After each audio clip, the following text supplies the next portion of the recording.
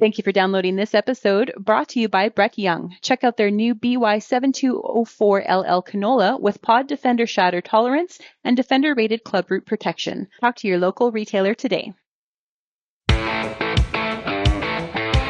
It's time for RealAg Radio on Rural Radio Channel 147 on Sirius XM.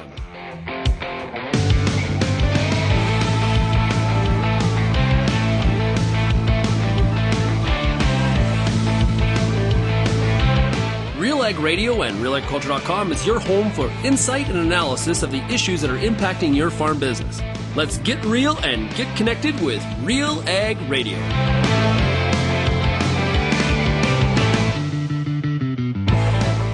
Hello and welcome to the September 24th edition of RealAg Radio here on Rural Radio Channel 147, Sirius XM. I am your host for the day, Lyndsey Smith, and I've got a fantastic show lined up for you. Now, we did find out earlier today that the Grain Workers Union at the Port of Vancouver is now officially on strike. They set up picket lines this morning. So thank you ahead of time to Wade Sobkowich. He's with the Western Grain Elevators Association. He is going to join me right after the break to talk about what this strike means, if grain is moving, and what it might take to get this resolved.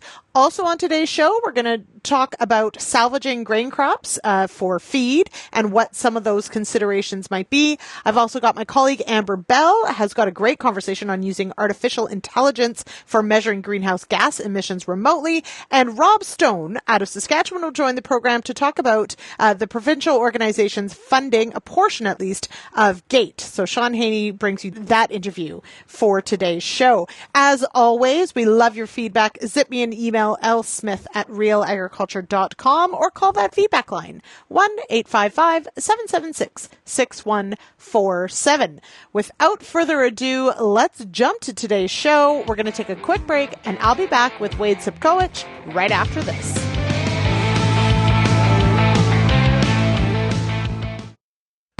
Get ready for tillage season with the high-speed disc from Brandt. Cut and size residue, create ideal seed beds, and level ruts faster than any other tillage machine.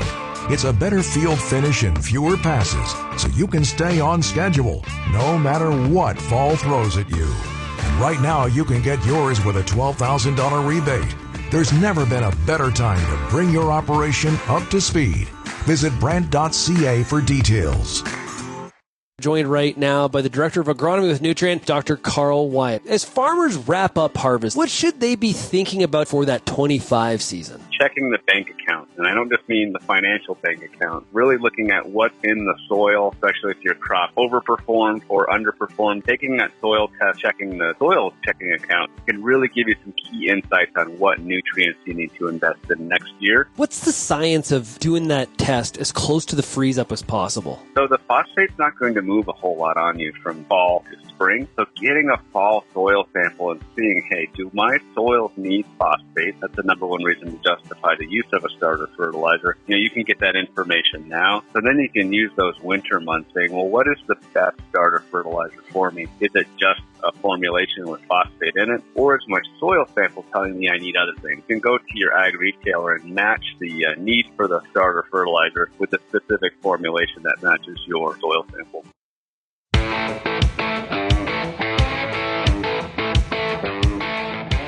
MMP reminds you that the initial deadline to submit your 2023 Agri-Stability Form without penalty is September 30th. Visit mmp.ca today to connect with an agriculture risk management advisor. Welcome back to Real Agriculture and RealAg Radio. I am your host, Lyndsey Smith, and joining me now is Wade Sobkowich. He's the Executive Director of the Western Grain Elevators Association. Wade, welcome here. I wish it was under better circumstances. Yeah, thanks for having me. We do too. I do too. But here we are dealing with another labor situation affecting the grain industry that we need to figure out how to get through one way or another. Mm-hmm. So fresh off railway issues, now we are on to the ports. So as of today, as of 7 Pacific time, we did receive word that workers did go on strike. Just catch us up on the actors here and what happened today. So today at 7 o'clock a.m. Pacific time, the Grain Workers Union and their approximately 650 members started strike action against the 6 grain terminals in Vancouver. So that is Cargill, Richardson's, G3, Pacific Elevators, Alliance Grain Terminal, and Cascadia Terminal. So they started job action and they started picketing at those facilities. So those operations at those facilities are effectively shut down. So, okay, so point of clarification, because there are, of course, several different groups and unions that work at our ports.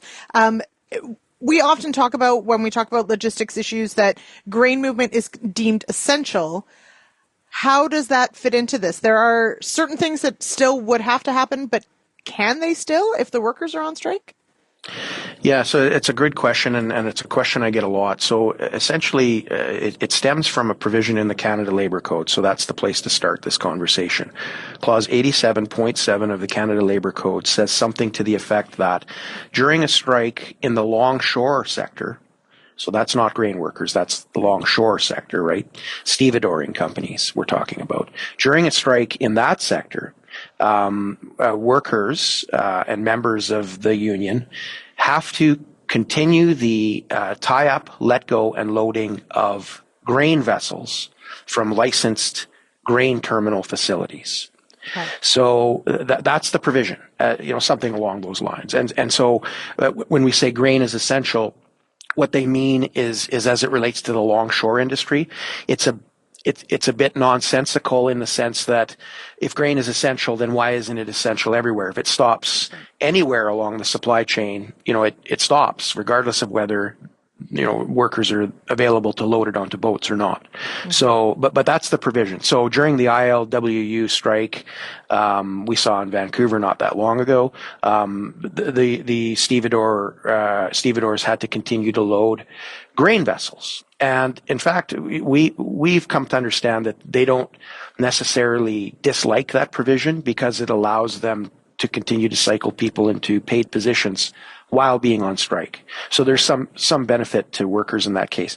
In this case, we're talking about the Grain Workers Union, Local 333, and we're talking about workers at grain terminal facilities. So yes, it's true that the stevedores would have to be there to load the vessels, but there's nobody at the terminal getting that grain into a position to be loaded onto a vessel. Okay.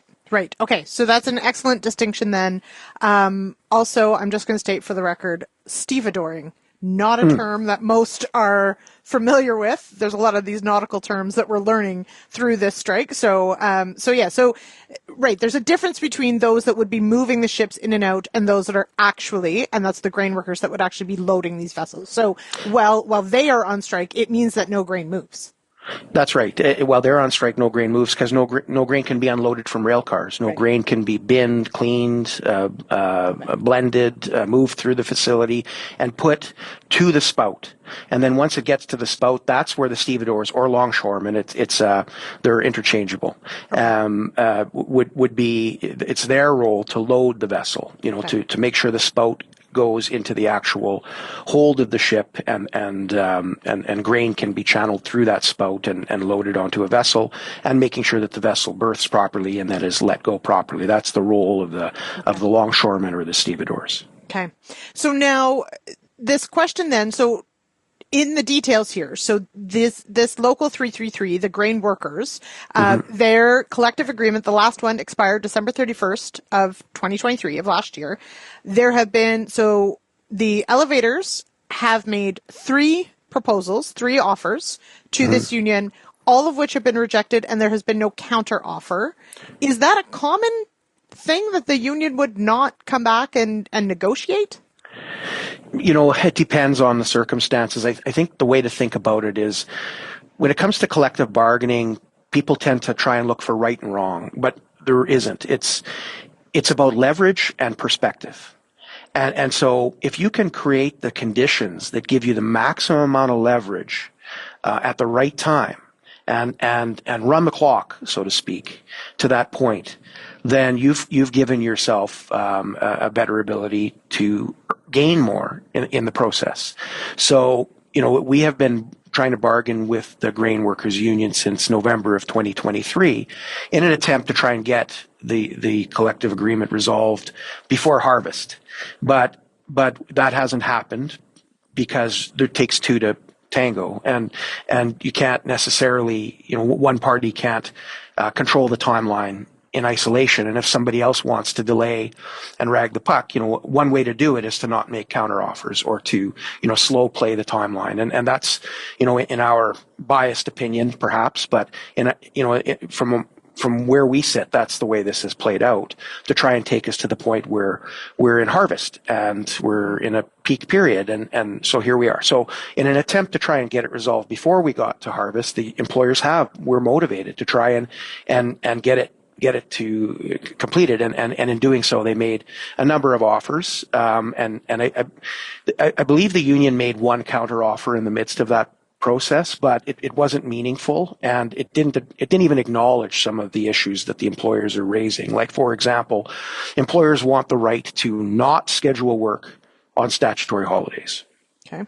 And the union is not in favor of that. That's one of the major sticking points, because if we don't have the grain to load on a vessel, we don't have enough work to do during a statutory holiday, we'd prefer not to schedule them and pay double time for that. Okay. So it's those types of things are in play right now, and those are some of the sticking points. But that's part of how we got to this point in time. It's about managing the clock.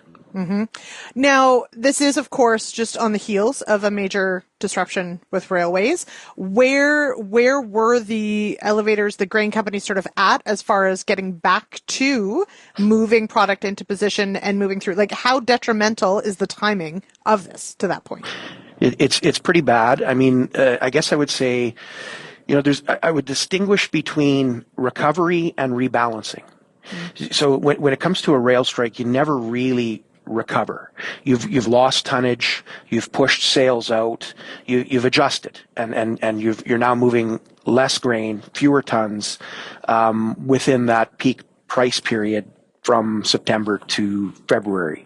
But it was pretty close to being rebalanced, I would say. So, CN was performing at about 85% of orders, so they were fulfilling 85% of demand on a week-to-week, or at least in the most recent week for which we have data.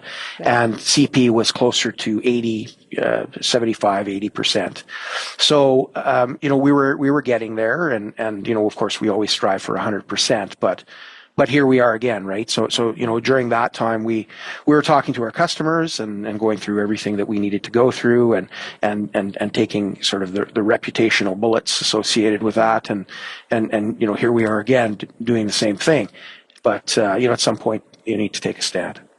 So and that really, to me, is one of the key questions here. Bigger picture, obviously there's the immediacy of dealing with a strike, of negotiating between these two organizations.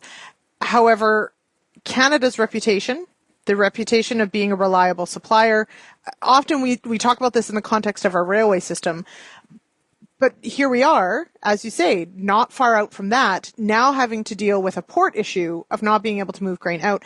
How incredibly difficult is this for grain companies to be able to actively go out and sell grain with these kind of stresses, these kind of reliability issues at play? It's devastating. We just had those conversations with our customers about the rail strike, and now we're having to have them again about a grain workers strike, a person, a casual observer may look at it and say, well, as grain employers, this is within your control. You should be able to have this resolved and not have to talk to your customers and not have to subject the grain system to another, a set of reputational bullets in this discussion. But, at some point you have to take a stand and say, we can't. We've already offered $50 an hour for a janitor, which is the lowest paid position. We've already offered great pension benefits of $7.44 an hour at for that same janitor, and that's been refused, and so you see yourself as being taken advantage of, and so it's a difficult decision to make, but the employers made that decision to say, well, I guess we're going to have to talk to our customers again because we can't, we need a fair deal, or at least what we think is a fair deal. So yes, we have a high cost system here in Canada for handling and moving grain. We have a lot of regulation we have to overcome, and we're price takers in the global marketplace. And so we have to at the end of the day, this amounts to a transfer of wealth, let's say, between farmers and the price that they get for the grain and grain workers in what they're asking for in this collective bargaining process. So, that doesn't fully answer your question about our reputation, but it was I guess path of least resistance, but more of a lesser of two evils, I suppose, type of a decision that the grain employers made. Mm-hmm. All right, and then finally, we did see the federal government step in quite quickly once the railways did actually go on lockout and strike. Important that there were both of those things happening at once. Do you foresee, would you want government to step in, or would you rather see this go through the bargaining process and be resolved that way? So in this situation, we think the government has a stake and some ownership in the situation we're in, and I'll explain why. Canada made the decision to put 100% tariffs on electric vehicles coming in from China. And so China, coincidentally, but not coincidentally, is now investigating Canada for its practices on canola exports. So that investigation is going to be completed at some point this fall, and a decision by the Chinese government will be made, and it could result in a ban or some sort of a tariff on canola into China. So as exporters, we're trying to get as many canola vessels out and as early as possible, so we can get them into China before any ban, if that's what ends up happening, comes into effect. The Grain Workers Union knows this, and so it's another lever at their disposal, and it's sort of the best time for them to put pressure on the companies to give more. And so we think that, this isn't a situation that we as a grain industry created. This is a trade-off decision the federal government made. It made the decision to protect jobs in Eastern Canada at the cost of canola exports, and returns to farmers in Western Canada at its base level. So from that perspective, we think the government has, some responsibility to help us through this situation by whatever means it can. And we're not trying to be specific about that, but we are saying to the federal government, we think you need to be involved here in helping us get through this, because the bargaining field is not level anymore. Mm-hmm. It's tipped in favor of the employees in this case. All right, we are going to leave it there for now. If you've got feedback on this particular topic, I would imagine you do. You can give us a call, 1-855-776-6147. You can zip us an email, shaney or lsmith@realagriculture.com. Either one of those will get us where you need to go. This segment has been brought to you by Smart Nutrition MAP plus MST. Experience the most efficient system for delivering sulfur and phosphate to meet your crop's needs with Smart Nutrition MAP plus MST. We'll be back with more RealAg Radio right after this.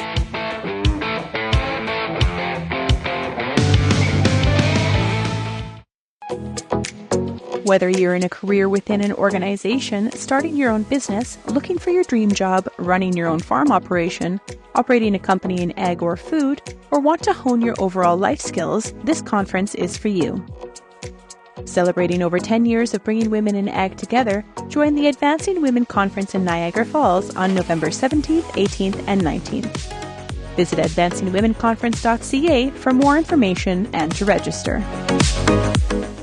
I am Lyndsey Smith. It is time for today's Product Spotlight with Mark Smith, CFO of Genesis Fertilizers. What are your focuses with this business? We're raising equity from our investors and making quite crucial decisions about our engineering works and our licensing agreements. What role will Pricewaterhouse play as the financial advisor? So we've got a number of engagements with PwC. One of those is indeed to help us raise the capital for this project. And in accepting this appointment, they would have had a look at our plans and the credibility of our plans. So we're very pleased to appoint them for this support. What will keep you busy in the next few weeks? We're concluding our basis of design, so what the plant will make, negotiating our feed contract, and that's really the plan to build the house. So it's what will our chemical plant look like and making sure that that contract structure protects our investors. And for those interested in learning more about Genesis Fertilizers and that plant, where can they go for more information? So I think there's a very good entry page into the Genesis Fertilizers website.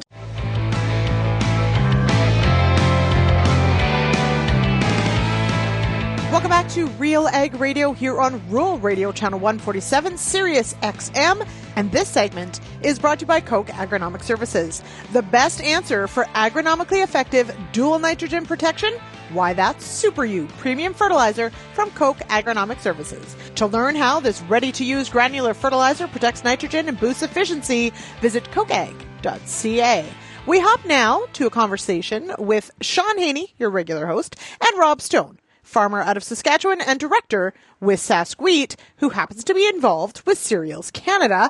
And in this interview, he explains the thought process behind Sask Wheat funding GATE. This week we had a big announcement, some progress when it comes to what's called the GATE project. We'll get an update on what that is and what it means, and some support coming from farm groups across Canada. Some big dollars. We're going to hear about it from Rob Stone. He's a board member with Sask Wheat.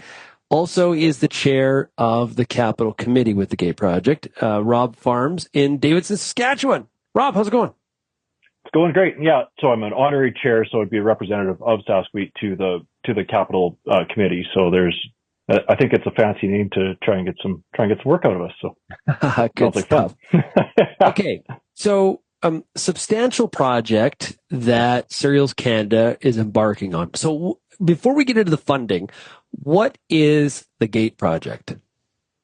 So the GATE project is an overall campaign to build a new technology exchange area for Cereals Canada to do their work, to have all of the milling and technical expertise all in one upgraded building where we can showcase to the customers and people around the world all the good things that Canadian wheat and cereals can do. So Sask Wheat, of course, is a large portion of the wheat acres, and so we're very interested to be a part of all of these things, because our mandate, of course, is the market development that comes with this. So it's a large campaign that is starting to roll out now.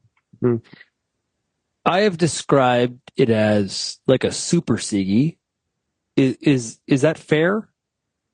I think you taking the last 50 years of history that has evolved with SIGI and rolling into Cereals Canada and all those sort of things. It's taking the successes that have happened with SIGI and trying to put more relevant equipment and expertise and all of those sorts of things into a building that is going to be purposeful for the next 50 years. Why building? There's the operational side and what you're trying to accomplish, but why a building? Well, I think that the building is the critical piece of this, is that you need to have somewhere to operate. You need to have somewhere for your technical equipment. You need a place to operate out of. The current facility that it was SIGI, is Cereals Canada, is, and hasn't been for a very long time, has not been a suitable space for the more modern equipment. Hasn't been a suitable space as far as just space itself, and the lease is running out. So the time is upon us that there has to be something happen.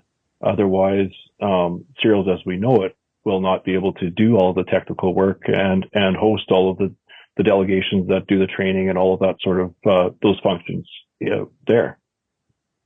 Sask Wheat, one of the farm orgs this week, along with Alberta Grains, Manitoba Crop Alliance, I believe the Grain Farmers of Ontario as well, stepping up with pretty considerable dollars. I can't ask you to speak for the other provinces, but from Sask Wheat's perspective, talk about the amount and the justification. Yeah. So the amount that has been committed is $6,243,000 in foundational funding to the GATE project. It's a formula within the fundraising constructs, and that was the request and the split between the groups. So the board has decided to commit that foundational support to the project with the expectation that, and several conditions, of course, to it, that all of the other fundraising and other groups and things that will be approached and work into the plan over time will fulfill the fundraising goal.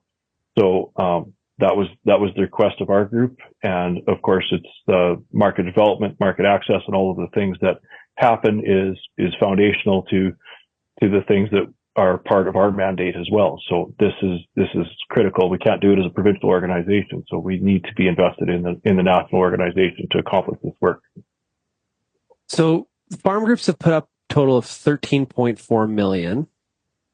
Our understanding is that we're still considerably short of the total fundraise or basically capital acquisition target that's out there. How much more needs to be raised in the marketplace? So the overall goal is just over $100 million for this project. The business plan has all of those things spelled out, and I guess that's to come. As far as from Sask Wheat's perspective, we've seen all of these things and are confident that everything will put into place and it will come out as time happens for these things. I'm not an experienced fundraiser, but do know that this is where we sit right now, is that we're the kind of the foundational people. The farmers need to show the support for this. This benefits the farmers the most, and this is important to us. So we need to be the ones that are on board and show our support first, and we have done that this week. One of the controversies, I guess, or the debated out in the public sphere topics here is that the proposal is that this will be built on Richardson land. Are they putting that into the project, or are they selling it to Cereals Canada? What is it, and how? Those are details. Okay. Yeah, those are details that I don't know, Sean. To be honest, I really don't know any of the land stuff and those sorts of things. We do know that we've been asked to be a part of this project, and we've committed this funding to it. There are some farmers in Saskatchewan that are saying this isn't the role of, or this is outside the mandate of commodity groups like Sask Wheat. What do you say to that? Why do you feel it is in the mandate? It's clear to me that it's within the mandate. Market development, market access, all of the activities that Cereals Canada undertakes is within this project. How we get there, we need the facility, we need the equipment, and that's fulfilling the roles of taking the research and everything that we do in our variety development and marketing it to our international customers. So it's connecting everything together. So I believe quite confidently that it's well within our mandate that this is something that needs to happen. Is some of the money when at the table here? It will some of the farmers are one component of Cereals Canada. There also is grain companies, for example. Will they be stepping up from a capital requirement standpoint? Do you know? Are they being asked to? Or where's the rest of the money going to come from? AFC or? Yeah, 13 doesn't equal 100, so there's certainly yeah, and there's a plan in place that's going to come, and I don't feel at liberty to discuss that. It's good questions to ask Cereals themselves, Cereals to disclose that. But from what I've seen from what our board has seen as well, is that this is where our place is, and there certainly is a plan in place for the rest of it. Yeah. What are you hearing from members, people that are writing obviously checkoffs, they're participating in the checkoff. What are you hearing from this week? Has it been a mixed set of reaction? Has it been all positive? Have you got concerns? What's been, your name is in the press release, right? So if they're calling somebody, they're calling Rob. So what are you hearing? It's been interesting, really, because I don't want to say that it's been crickets of people. You certainly see some stuff on social media and people talking about it back and forth. But personally, incoming calls with concerns about this project have been quite limited. I've made quite a few outbound calls to people that I know, trying to help understand where things are at, and trying to get a good gauge on if I guess just messaging what people need to hear and those sorts of things. But overall, I feel pretty comfortable with the level of dialogue that I've had with people. And, I guess maybe I admittedly, this is the announcement came during harvest. It had, kind of this timelines and all of those sorts of things. So people are busy, and do encourage them to ask questions. But, I think, it hasn't been a flurry anyways. Yeah. Well, hey, Rob, really, really appreciate you talking about it, and best of luck with the rest of the fundraising that needs to happen. And we'll definitely be staying tuned and see where this project goes. Does this mean this is a green light, like it's a milestone, or there's still a lot of work to do? Well, I think that the work to do now is to put the rest of the funding in place. We certainly have sign on from all of the farm organizations. And so the work that's in the business plan or in the fundraising plan and all that sort of stuff needs to be implemented and carried out by the people that are in charge of that. And, if everything falls into place, then everything works well. And if it doesn't, then, new plans need to be made. But this is, I think that we hit this first major mark, and we'll see what happens from here in the next few months. Hey, Rob, thanks a lot. I know you're in the rain out. Hopefully we get some sunny weather here, maybe a little wind to dry things out, and you can get harvest done. So thanks a lot for taking some time for us today. Thanks for the time, Sean. All right. Thank you to Rob Stone and Sean Haney for that interview. And of course, the answer to your above ground nitrogen loss problem is Anvol Nitrogen Stabilizer from Koch Agronomic Services. To learn how Anvol's dual active ingredients deliver extended protection, visit kochag.ca. We're going to hop to a break, and I'll be back with more RealAg Radio right after this.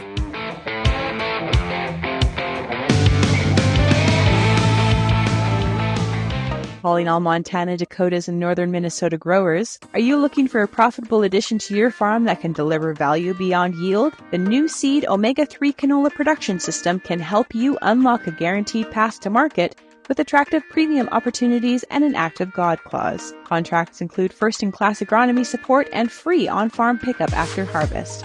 Contracts are available now. Commit early to maximize your opportunity. To learn more, visit omega3canola.com. Advanced canola trait technology is here. And it's soon to be the talk of the town.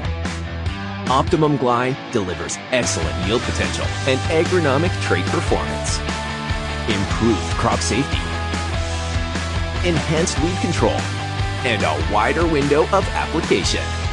You're going to want to see this. Learn more at OptimumGlide.ca.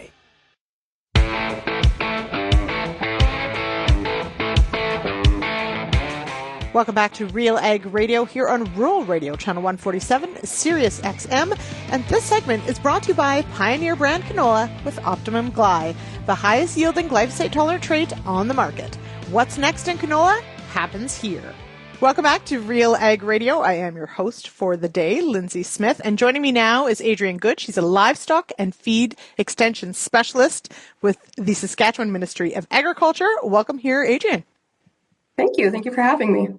All right. So, it is the season, let's say, when livestock producers are anxiously anticipating the beginning of the winter feeding season. We had a decent year for parts of Saskatchewan, but definitely others way too dry. And so that does bring up the point, could we salvage some grain crops for feed? What do farmers and ranchers need to consider if that's an option? For sure, yes. We have seen, pretty similar amounts to what we've seen the last few years in salvaging grain crops for feed. There's a few things we need to look for, though. We are not trying to make our livestock sick. We want to make sure we're feeding them what we need to, take our whole feed inventory into balance with these salvage crops. So there's quite a few things to think about. Right. So let's walk through some of those considerations because, for the most part, grain crops can be fed out, but there are some pretty major implications depending on what you are feeding. So maybe we'll start with, first of all, that a consideration of what the crop was treated with or sprayed with. What do we need to know there? Yes, for sure. So there are some pesticides, whether those be herbicides or insecticides or other, that cannot be fed to livestock. So if you have sprayed that crop and you weren't intending to feed it to livestock, make sure you check out those grazing restrictions or those feeding restrictions on the herbicide or any pesticide. One that was recently pulled from use for livestock was lambda cyhalothrin. So if you sprayed with that, that cannot be fed to livestock. That's right. That is one of those great things where it's okay for humans, not approved for livestock use. So keep that in mind. Very important. Now, I would think about also any crop disease. I'm thinking about ergot especially. Which crops do we really have to be diligent about whether or not we've got ergot in there? Really, your cereal and grass type crops are going to be your biggest concern. Generally a bigger concern in wet years, wet areas, but I have seen ergot come into our moose jaw office this year, so we've been pretty dry, so it can come anywhere. So just keep an eye out for those ergot bodies. We can send them for testing for all those alkaloids and then other toxins from things like fusarium. We can test for all that, so a quick test. It's about $100 to $200 for those tests, but it's cheaper than a dead cow. So yeah. Especially right now, that is absolutely certain. Okay, so that actually brings up a really good point on feed testing. So just a few weeks on the show talked about, testing your forage supply, really looking at sort of the quality side. But there are other things we should be testing for, but how important is it to take tests of our salvage crops as well? Yes, so important for salvage crops. I think as long as I've been in extension, I've been saying feed test, feed test, feed test, feed test with everything, but salvage crops especially, we're going to look at some of those fibers, look at some of the minerals. So like brassicas love to accumulate sulfur. High sulfur can even be further exacerbated if you are in an area with high sulfate water. So keep an eye on that. Some crops also like to accumulate high sodium. That can cause a whole bunch of issues. Again, if you have bad water, that can make it worse. And then some of those other things, nitrates. I advise nitrate testing all the time for pretty much anything, but especially salvage crop. If you've fertilized it for grain production, there's a lot of nitrogen there. Pretty high risk for nitrates. And then again, brassicas, they love to accumulate nitrates too. So testing nitrates. And then some of the other things, like prussic acid, it acts like cyanide in the animal. Right. So there is one lab we can send it to test for that. That one's going to be a problem in like flax when it freezes. So it's a little less ubiquitous than nitrates. Something like a prussic acid issue is definitely more rare, but it certainly can happen. Yeah, for sure. We've seen animals have issues with prussic acid. So there's a fewer crops that it's a worry for, though. That's actually, these are really good points, is that often if we're salvaging a crop, it's because either, there was no yield there, or perhaps it got frozen, or maybe there was a hailstorm. So what do we need to consider, like what situations where nitrates might be more of a problem, or something like a prussic acid? Like when should we keep that on our radar? Sure. Pretty much anytime those plants are stressed, there's going to be, especially with nitrates, drought stress, hail stress, frost stress. Those nitrates are going to accumulate.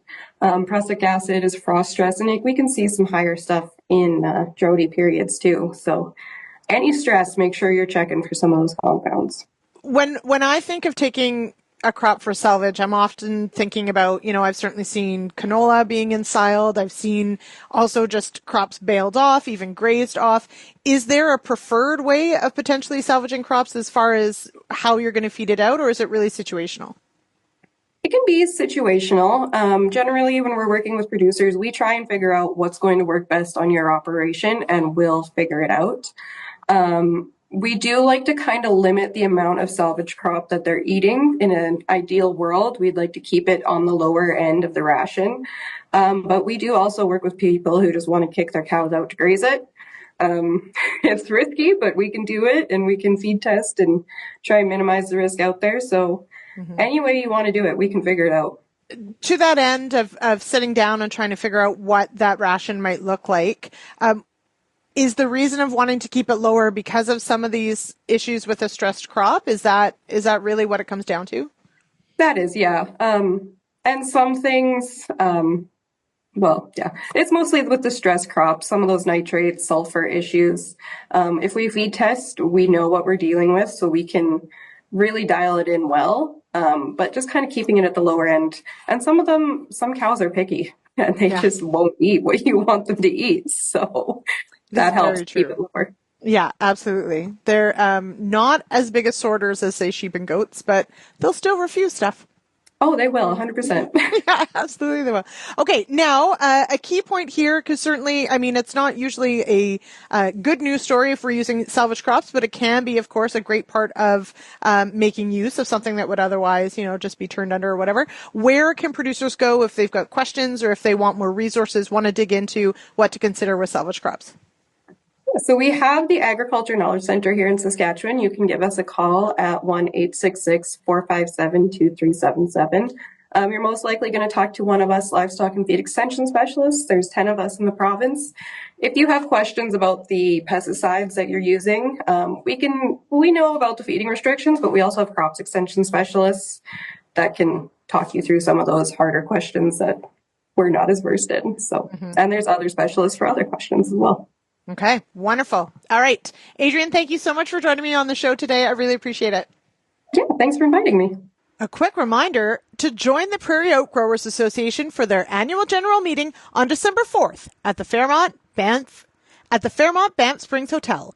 Visit poga.ca for more information and to register. We're going to take a quick break here on Rural Radio Channel 147, Sirius XM, and I'll be back with more RealAg Radio right after this.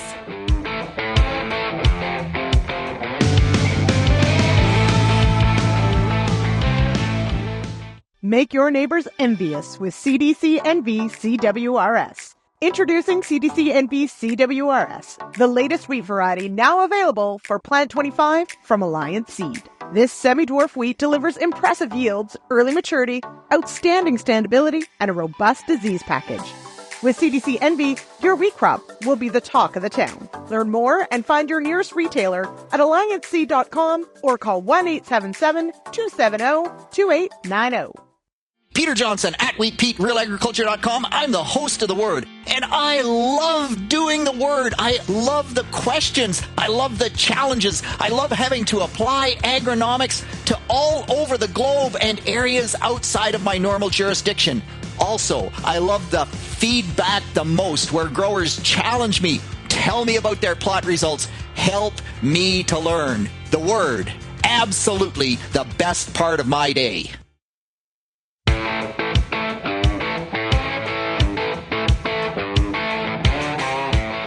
Welcome back to RealAg Radio here on Rural Radio Channel 147, Sirius XM. It is Tuesday, September 24th. Protect your anhydrous ammonia and bottom line, even if temperatures hit 15 degrees or below. That's not too late to apply agronomically effective, non-corrosive Centuro nitrogen stabilizer. Learn more at centuro.ca. We hop now to a conversation that Amber Bell had with Dr. Guan about using artificial intelligence to measure greenhouse gas emissions.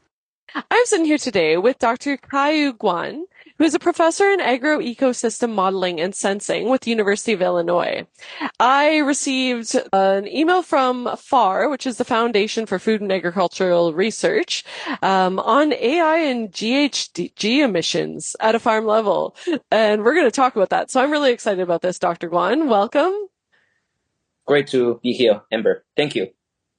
Okay, so we're going to talk about, now, there's been a lot of different studies that have come out about GHG emissions at the farm level, carbon sequestration, that type of thing. And so can you talk a little bit about your project? Because bringing AI into the mix, like, I don't even know what to think about that. So, yes. So first, quickly get started, it's a very important question. It's a very important problem to address, like how much carbon emission we actually generated when we farm. And it's very critical to understand, for one aspect, global change is real. We want to fight global change.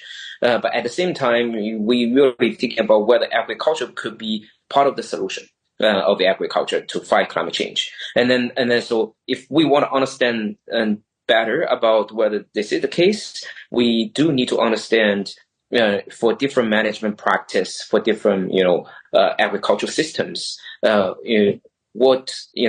these practice connected with the outcomes of on crop yield, which farmers, everybody kill, but also what's the carbon emission, GHG emission, generally speaking, actually is happening. And then we know that there are a lot of studies doing this and measure at the field level, primarily, and measure at the field level, either through, different technology to measure gas exchange or, digging soil cores to understand the soil carbon change. But all this work is done if you're using equipment at a particular field, it's generally speaking very cost prohibitive, and then you could not. And then so the key question that we are addressing is we know that if you spend a lot of money digging a lot of soil cores, put expensive eddy currents towers to measure at a farm level, you can get the answer, but that probably will cost you $1 million for the hardware. That's not feasible to do.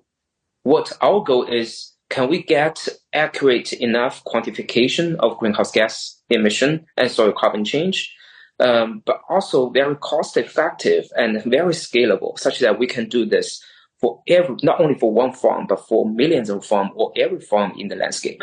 And that's a much bigger and much different question that we, when we frame just to understand the particular farm level greenhouse gas emission. So I think this is the framing of our question to start with. Right. And so, because that was kind of my question. As soon as I read that you're working on this, I know that there's so many studies happening, especially around ranching, because ranching is probably one of the hardest ones, as everyone has different management practices. Even within cropping systems, if you're looking at different management practices, you don't we haven't actually caught up to where we know exactly what the quantification would be on the carbon sequestration of different management practices. So how do you even begin to put that into a computer?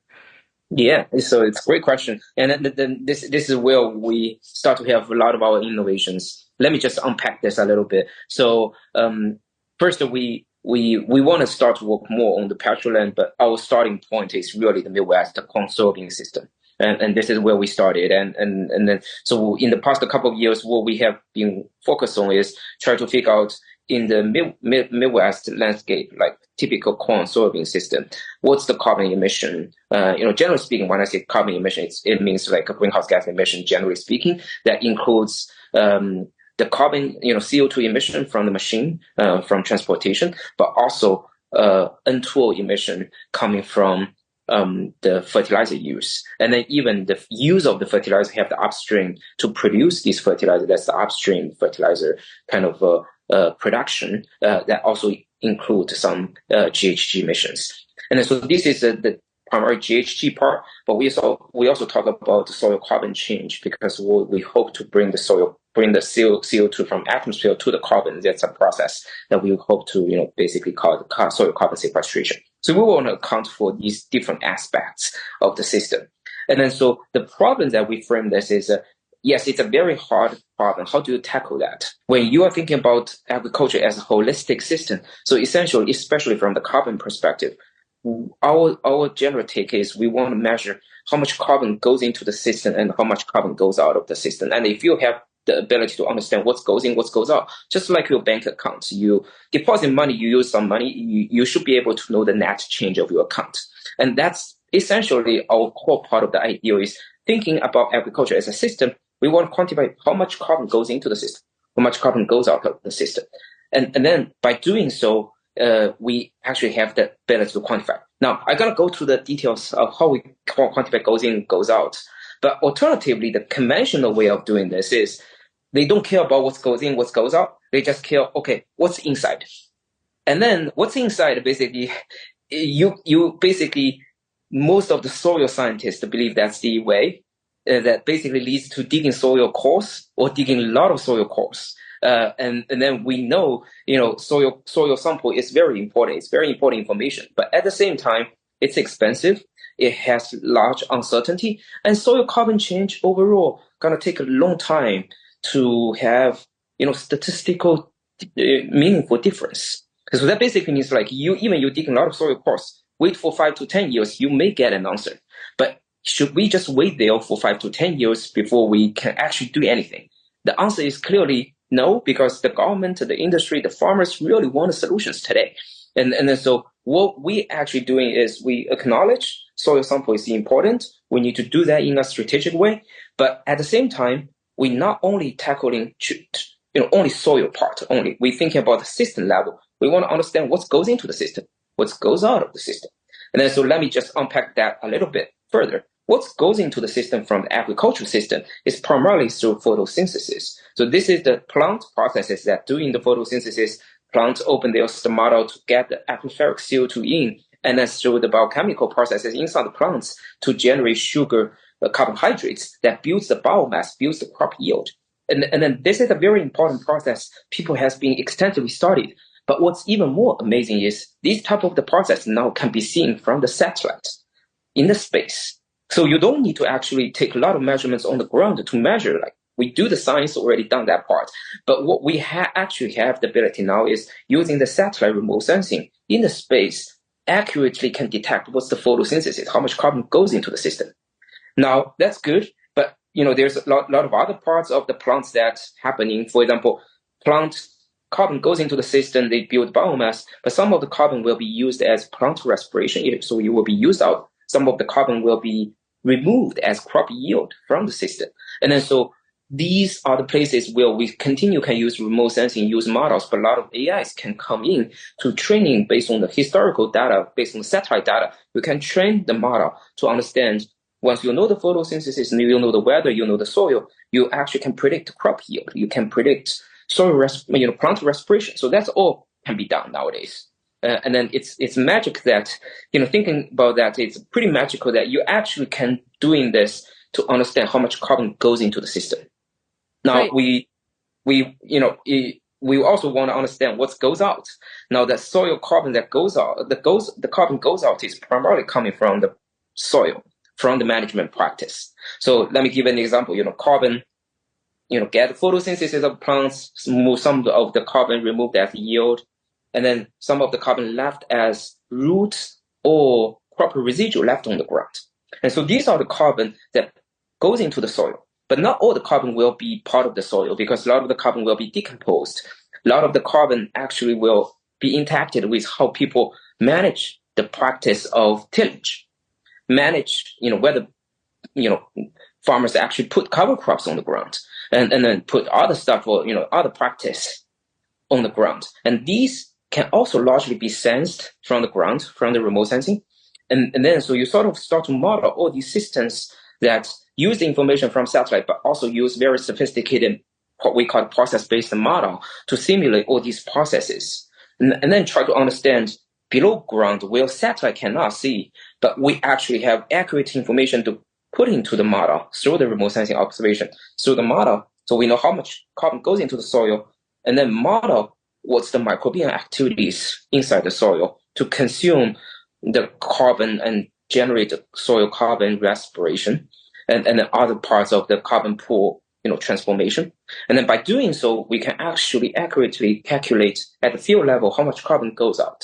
You almost can do that in real time, but in most cases, people actually don't need to do so. You need to know at the end of the growing season, when you harvest it, you actually want to know, okay, over this growing season, how much carbon emission I generated. All right, we're going to have to leave it there. I highly recommend heading over to RealAgriculture.com. You can find that full interview or find it on our YouTube as well. Listen to the entire thing. It really does, for me, I think, answer some of the questions we have about quantifying greenhouse gas emissions. So really exciting work happening there in the U.S. Okay, thank you so much for joining me here for Tuesdays with Lyndsey. I'll be back for the Friday Issues panel. Have a wonderful week and happy birthday, Chris. Cheers. Thank you for downloading this episode, brought to you by Brett Young. Check out their new BY7204LL canola with Pod Defender shatter tolerance and Defender rated club root protection. Talk to your local retailer today.